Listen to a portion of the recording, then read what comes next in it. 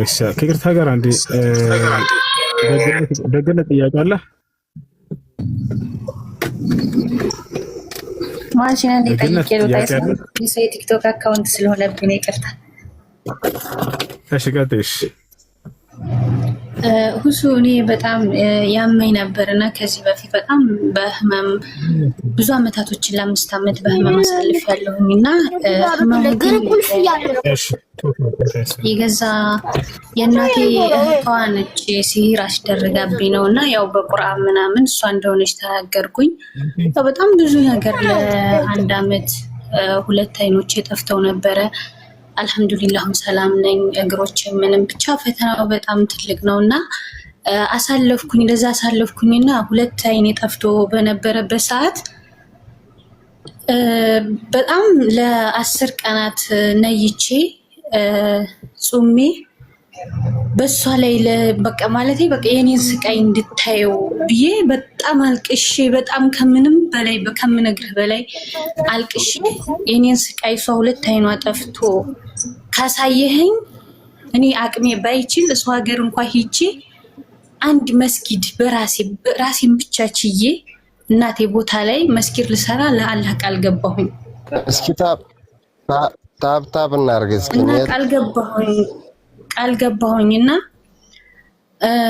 በአመት ሲሆነኝ አይኔ ተገለጠልኝ። አልহামዱሊላህ ልክ አይኔ ሲገለጥ ደግሞ እጄን እግሬ በተሳሰረ ደግሞ በአመቱ አሁንም በቁርአን ብዛት አልহামዱሊላህ ሁሉም ህይወቴ በጣም ብዙ ነገር ቢበላሽብኝም አልহামዱሊላህ እየተስተካከለልኝ መጣ ማለት ነው። ግን ያንን ነገር እኔ 2 አይኔ ሲገለጥ እጁና እግሮቼ ተሳስረው በነበረበት ሰዓት ምንም ሳትሆን እሷ ያ 2 አይኗ ጠፋና የሷ 2 አይኗ ጠፋ ያክስቴ ማለት ነው። እና ኢትዮጵያ ያለው እኔ ሲሻለኝ ስድን ከ4 አመት በኋላ ቃል ከገባሁኝ ከ4 አመቴ በኋላ እዛ መቆየት አልቻልኩም እና ወደ ሰው ሀገር ወጥቼ ቃል በገባሁት ለአላህ ቃል በገባሁት መሰረት እናቴ ቦታ ላይ አንድ መስጊድ በራሴ ብቻዬን ሰራሁኝ። አልহামዱሊላህ በ2 አመት ውስጥ ሰራሁኝና እና ያንን ማረጌ አሁን ላይ እሷን ዱአ አርጌ ያ ዱአ ደግሞ ለኔ ደርሶልኝ እኔን ስቃይ ስላየችው እኔ ምን ያጠፋሁት ነገር አለ? በዛን ሰዓት አላህ መለመን አልነበረብኝም። እኔን ስቃይ ተይው ማረግ አልነበረብኝም። በጣም ብዙ ስቃይ ቻልኩ። በጣም ብዙ ስቃይ ምን አድርጋሽ ነበር? ሲሂር ነው ሲሂር ነው። ቁርአን ሲቀራልኝ እሷን ስም ነው የምጠራው። እሷ እንደሆነች ነው እንዳበላች ነው የሚናገረው። ለ7 አመት በቁርአን ነው የቆየሁት። ለ1 አመት 2 አይኔ ጠፍቶ ነበር። ለ2 አመት 2 እጄም እግሬም ተሳስሮ በሰው እጅ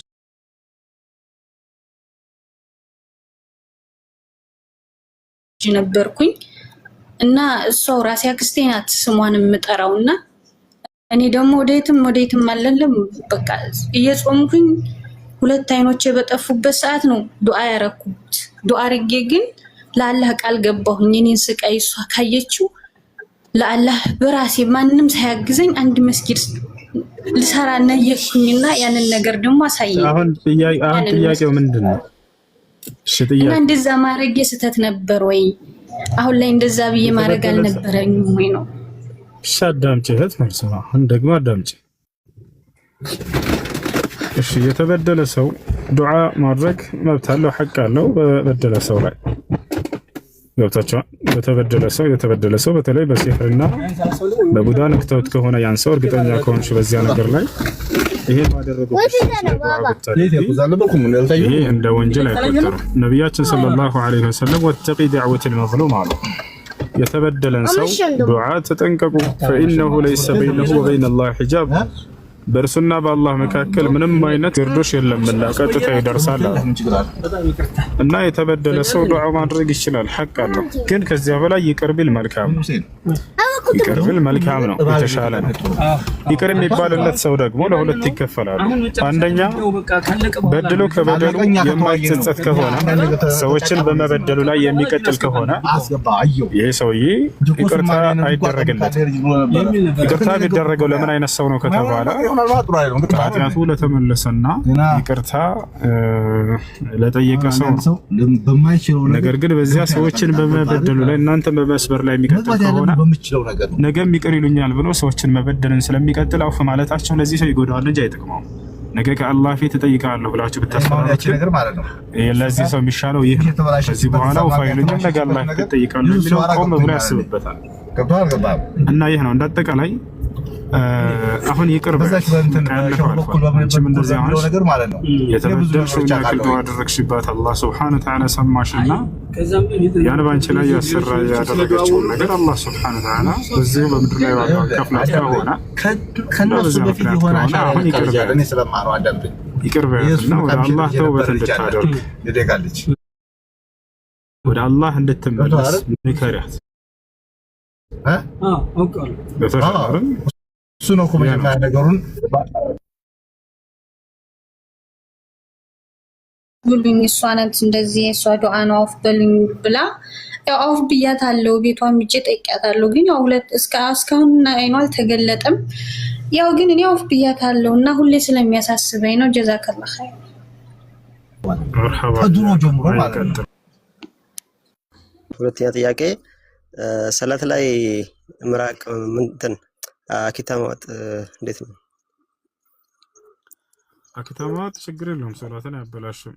ግን በጣም ካስቸገረህና ከበዛ ነቢያችን ሰለላሁ ዐለይሂ ወሰለም መጥፋት እንደሚቻል ተናግረዋል። ወደ ግራህ ወይንም ከግራህ እግር ስር ፊት ለፊትና ወደ ቀኝ መጥፋት ግን አይቻልም።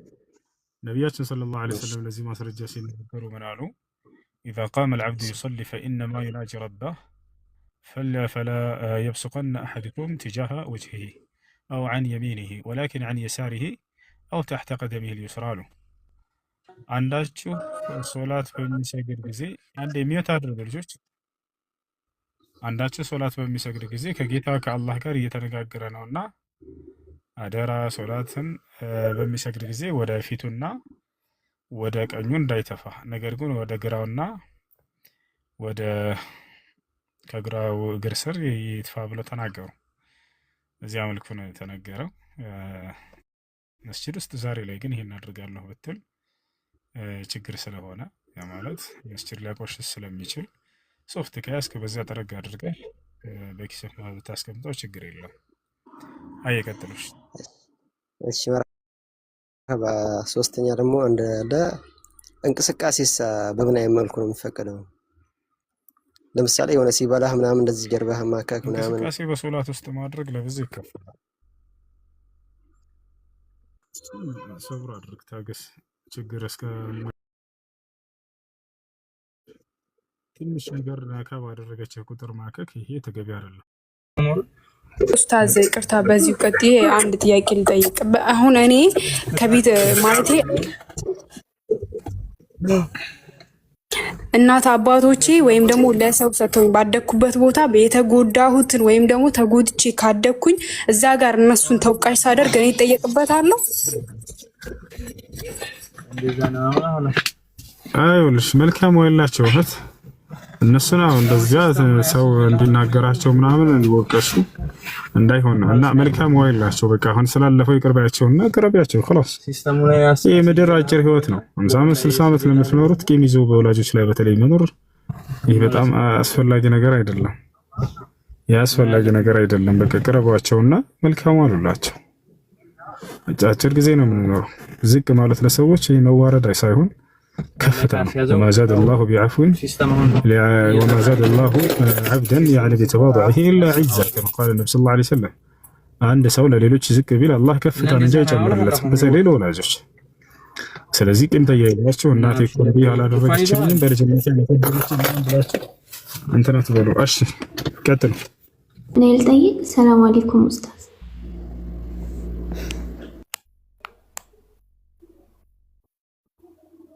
سمر وعليك السلام كنت يتسمر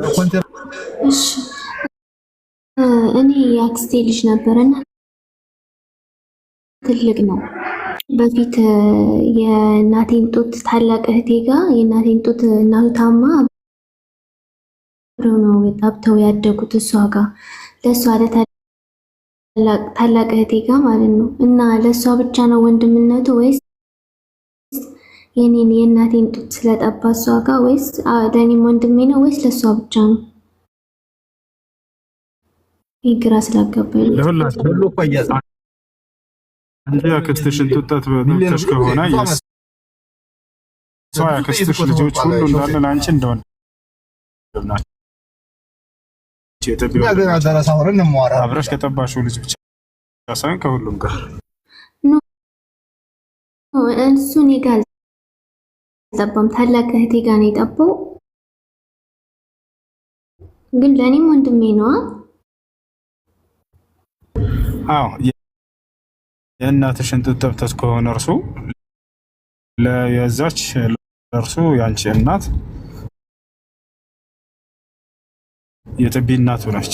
ስለዚህ የእናትሽ ልጆች ሁሉ እንዳለ ለእርሱ መህረም ናቸው፣ ዘመድ ናቸው፣ እህቶች ናቸው። እሺ ጀዛከላህ። እኔ የሆሱ የሚባለው ልጅ ፔጁን ፈልጌ ነው። ገጽ ይሄ እሱ ነው።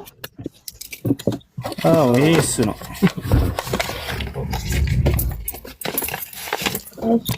ማለት የጠየቃቸው ጥያቄዎች አሉኝና ግን ለጊዜው አልተዘጋጀሁበትም። ተዘጋጅቼበት እመጣለሁ። ገጹ ከሆነ ይቻላል። አብሽሪ ይቻላል። እሺ ደግነት ደጉ ጥያቄ አለ? أمسك خلوها تستمع وتتعلم معنا. ايش تياقي عندنا؟ دلانا سلام لها. دلانا الحمد لله. هاي تياقي عندنا؟ تياقي له. ايش تياقي عندنا؟ دلانا الحمد لله. تياقي له.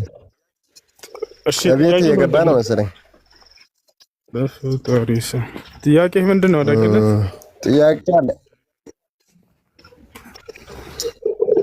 ጥያቄ መጀመሪያ እኔ 3 ጥያቄ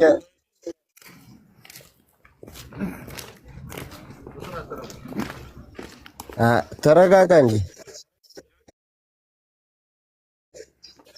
ጥያቄ 3 ጥያቄ ነው ያለኝ።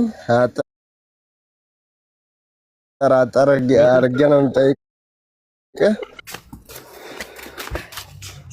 እሺ የገባችሁ ሰዎች ጥያቄ አላችሁ?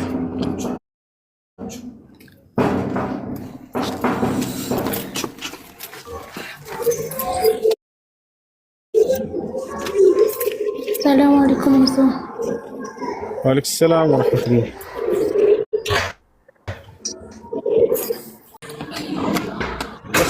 መጀመሪያ እኔ ለአላህ ብዬ እወዳለሁኝ። አላህ ሱብሃነሁ ወተዓላ ከፊትም ከኋላም መለሽ መለካ ይቁምልህ እና ጥያቄ ነበረኝ።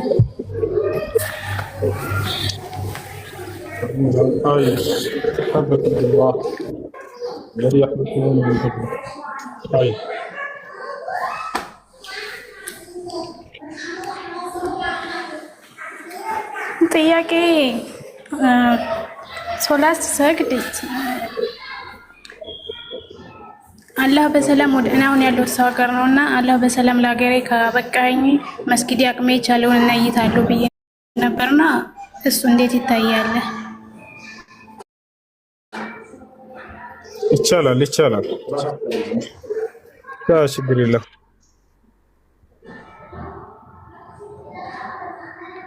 እሺ ሁለተኛ ጥያቄ ደግሞ ልጄ ከተወለደ አመቱ ማነው 2 አመቱ ማለት ነው። ሀቂቃ ለማውጣት 2 በግ ካልሆነ እሺ ድምጽ ስላለ ካንቺ ጋር ሌላ ጥያቄ አለሽ? አዎ ጫጫታ ለልጆች ጋር ነው። እሺ ያላ ሰላም አለይኩም ቻቻታው ለደም ከይቅርታ ጋር እሺ መልሱን እንመልስላት። አንድ ወንድ ልጅ ያለሁኝ አቂቃ ሁለት ነው ማድረግ ያለብሽ አሉኝ። እንዴት ነው የሚል ነው። አዎ እንደ አስሉ እንደ መሰረቱ ስለ ወንድ ልጅ ሁለት እንዲታረድ ነቢያችን ሰለላሁ ዐለይሂ ወሰለም ተናግረዋል። እናታችን አይሻ ምን አለች? አላህ መልካም ስራውን ይወደድላትና አመረ ረሱሉላህ ሰለላሁ ዐለይሂ ወሰለም አን ዩዐቀ ዐኒል ጉላም ሻተይን ወዐኒል ጃሪያ ሻት። የአላህ መልክተኛ ነቢያችን ሰለላሁ ዐለይሂ ወሰለም ስለ ወንዶች ሁለት እንዲታረድ፣ ስለ ሴቶች አንድ እንዲታረድ አዘዋል። ለሴቶች በርካታ ህግጋቶች ላይ ተቀንሶላቸዋል።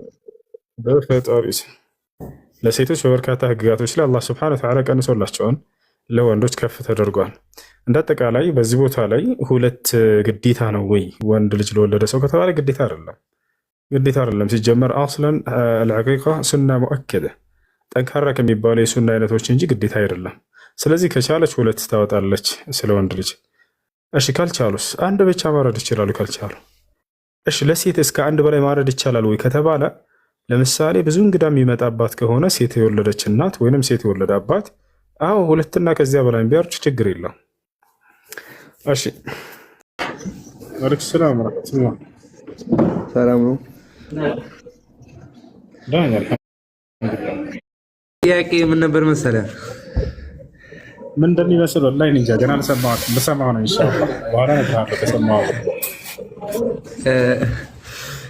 በቁርአን ረሱል ይመጣል ብሎ ኢሳ ይመጣል ብሎ ነግሯል ማለት ነው።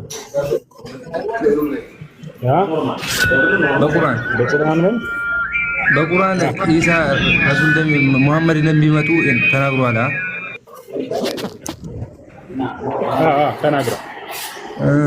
እኔ ደግሞ የሆነ ትንሽ እያለ የሰማሁት ነገር ቢኖር በክርስቲያኖችም አለ ተብሎ ከዛ እነሱ አጥፍተውታል ምናምን የሚባል ነገር ሰምቻለሁ። እሱ እንዴት ነው? እስኪ ንገረኝ። እስካሁን ድረስ ሙሐመድ የሚለው ስም አለ መጽሐፉ ላይ እስካሁን ድረስ መጽሐፍ ቅዱስ ማየት የሚፈልግ ካለ ሙሐመድ የሚል ስም አለ። ሙሐመድ የሚለው ማን እንደሚያደርጉት አለ ሙሐመድ የሚል ስም አለ መጽሐፍ ቅዱስ ላይ ማየት የሚፈልግ ሰው ካለ ያሳያል። ሰላም አለይኩም። ቤተሰቦቹ የሆነ በቃ ሊሞት አፋፍ ላይ ሊደርስ አካባቢ አሁን እኛ ሀገር ላይ አብዛኛው እንትኖች ፕሮቴስታንት ነው ምናምን ጴንጤዎች አሉ። ከዛ እንደዚህ ሲታመም ያድናል ምናምን ብሎ ሃይማኖታቸው ይቀይሩባቸዋል። እነሱ እንትናቸው ሳያቅ ማለት ነው። በጣም ታሞ የሆነ ሲደክሙ እኔ ብዙ ወደ 5 ምናምን 6 ሰዎች ያለው ከዛ ሃይማኖታቸው በህይወት ያሉ አይደለም ማለት ነፍሳቸው አለ ሳይወጣ በፊት በጣም በደከሙበት ሰዓት ያድናል ምናምን ብሎ ይጸልዩና እንትን ይላቸዋል። ከዛ የሆነ ሃይማኖት ቀየረ ብለው እንትን ይላሉ ከቤተሰብ ጋር የሆነ ግማሹ ጴንጤ ግማሹ ለሃይማኖት እንደዚህ የተቀላቀለ ሰው እንደዚህ አዲስ አበባ ላይ ትንሽ አቅም ያላቸው ምናምን ሲሆን ቤተሰብ ራሱ ያሸንፋሉ። የሆነ በሀብታቸው ምናምን እንትን ስለሚሉ አቅም ስለሚኖራቸው በዛ ምክንያት የመጣ ልክ ያ ሰውዬ ሳይስማማ ወይ እንትን ሳይል ሳያቅ ይሞትና ከዛ የነሱ መቃብር ጋር ይቀብሩታል። ያ ሰውዬ ምን ላይ ይሆናል? ስማማ በህመሙ ሳለ በንጹህ አይምሮ ሳይሆን ታሞ ሳለ አይምሮ ህመምተኛ ሆኖ ሳለ ወስደው የፈለጉትን ቃል ቢያስበሉት ልብ በሉ ሰውዬው የአይምሮ ህመምተኛ ነው የሚለውን ማገናዘብ አይችልም። ቦታች ፈታ የሚነግሩትንም ማገናዘብ አይችልም። በዚህ ሁኔታ ላይ ያለን ሰው የአይምሮ ህመምተኛ የሆነን ሰው የፈለገ ነገር ቢያስበሉትና ቢያስክዱት ይህ ሰው ከፍሯል አይባልም። ምክንያቱም ነቢያችን ሰለላሁ ዐለይሂ ወሰለም ሐዲስ ላይ ብለዋል ሩፊዐ አልቀለም ዐን ሰላስ ዐን አልመጅኑን ሐታ የፊቅ ወዐን አልሰጊር ሐታ የክቡር ወዐን አልናኢም ሐታ የስተይቅዝ። ከሶስት አካሎች ብዕር ተነስቶላቸዋል አሉ ነብዩ ሰለላሁ ዐለይሂ ወሰለም። አንደኛ ምንድነው?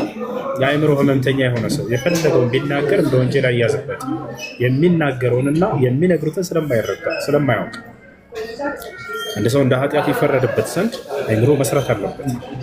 ቦታቸዋል። ሁለተኛ ህፃን ልጅ ለአቅመ አዳም ለአቅመ ሔዋን እስኪደርሱ ድረስ የፈለገ ኃጢአትን ቢሰሩ እንደ ኃጢአት አይቆጠርባቸው። ምክንያቱም እነዚህም አሁን አእምሯቸውን እየተጠቀሙ ያሉበት ቅጽበት ስላለ። ሶስተኛ እንቅልፉን የተኛ ሰው የፈለገ ኃጢአት ቢሰራ እንደ ኃጢአት አይቆጠርበትም በህልሙ ስለሆነ ያን ቃል ያስባሏቸው የክህደት ቃል ያስባሏቸው እንደ ካዱ አይቆጠርም። ለእነዚህ ሰዎች ዱዓ፣ ኢስቲግፋር፣ ሰደቃ ማድረግ ትችላላችሁ። ግን አይምሮ እየሰራ ከሆነ በደንብ የሚናገሩትን የሚያውቅ የሚናገረውን የሚያውቅና የሚረዳ ከሆነ ይህን የክህደት ቃል ብሎ ከሆነ በዚያው ቢሞት ከፍራለስ። አይ ምናልባት ያን ነገር ተገዶ ካልሆነ ተገዶ ቢሆን ኖሮ ተገዶ የክህደት ቃል እንዲናገር ቢደረግ ይሄን ካላልክ እንገላሃለን ብለውት ብሎ ከሆነ ህይወቱን ለማትረፍ ብሎ ከሆነ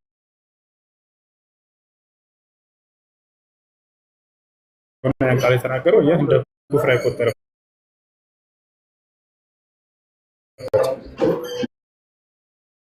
ልክ እንደ አማር ብን ያሲር በነቢያችን